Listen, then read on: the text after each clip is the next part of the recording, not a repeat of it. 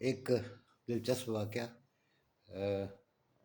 اسی آج کی تاریخ کا ہی ہے، 19 مارچ 2006 غالباً، یا 2005، کچھ ایسے ہی ہے۔ تو میں ان دنوں اے ٹی وی پہ morning with Farah Hussain live کر رہا تھا ایز اے کارٹونسٹ۔ بڑا اچھا شو چلتا تھا ہمارا، بڑے اچھے اچھے مہمان آتے تھے وہاں پہ۔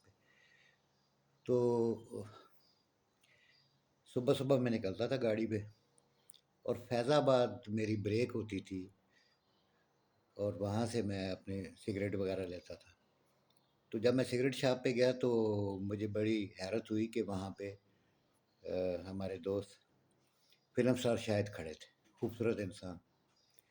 تو سلام دعا ہوئی، تو میں نے کہا شاہد بھائی کیسے آنا ہوا؟ تو کہنے لگے میں برٹش ایمبیسی جا رہا ہوں، میرا آج وہاں پہ ویزے کا ہے سلسلہ، اور ساتھ وہ کیونکہ مجھے بھی پتہ تھا کہ آج رات کو محمد علی صاحب کا انتقال ہو گیا، نامور فلم سٹار۔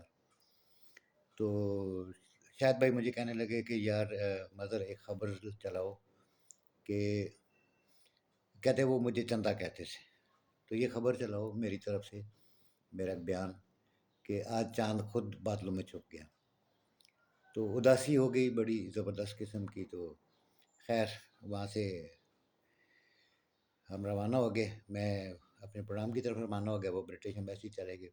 تو میں نے فرح سے ذکر کیا کہ آج شاہد بھائی سے ملاقات ہوئی، تو شی واز ویری ایکسائٹیڈ۔ فرح کہنے لگی کہ مظہر مجھے نہیں پتہ، اگر آپ کے دوست ہیں تو ان کو میرے پروگرام میں لائیں۔ تو میں نے کہا ابھی تو وہ چلے جائیں گے واپس آج ہی، کیونکہ علی بھائی کی جنازے میں شرکت کرنی ہے، اور تو یہ ہے کہ میں انشاءاللہ تعالی ان کو بلاؤں گا۔ تو نیکسٹ کچھ عرصے بعد جب وہ اسلام آباد آئے تو کہنے لگے کہ مدر تم کہاں ہو؟ تو میں نے کہا جی۔ کہنے لگے میں کل تمہارے شو میں شرکت کروں گا۔ جب میں نے فرح کو بتایا تو فرح کو پہلے یقین نہیں آ سکا، کہتی ہے نہیں بڑا مشکل ہے ان کا آنا۔ میں نے کہا یار انہوں نے وعدہ کر لیا تو آئیں گے، کیونکہ میری کامران شاہد صاحب سے بھی، جو ان کے بیٹے ہیں، ان سے بھی، وہ بعد میں پی ٹی وی پر میرے اینکر بھی رہے، ان سے بھی سلام دعا بڑی اچھی تھی، تو بلکہ دوستی ہو گئی تھی۔ تو خیر وہ علی بھائی آئے، ہمارے شاہد بھائی ہمارے پروگرام میں آئے، اور بہت انجوائے کیا سب نے، اور ان کا بڑا شاندار انٹرویو کیا فرح حسین نے، گپ شپ رہی۔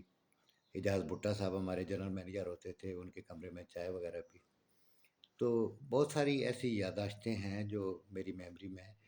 محمد علی صاحب کا، ان کی وفات پر میں نے ایک کالم لکھا تھا، روزنامہ صاف منظر میں کالم بھی لکھ رہا تھا، تو کچھ 2 قسطوں پہ کالم لکھا تھا۔ وہ ایک الگ کہانی ہے کہ کیسے کنگ فیصل ان کے گھر ٹھہرے تھے، اور انہوں نے جنت البقیع میں جگہ مانگی تھی، اور کیسے محمد علی اور زیبا نوکر بن کے کنگ فیصل کی خدمت کرتے تھے۔ یہ ایک بڑی دلچسپ کہانی ہے۔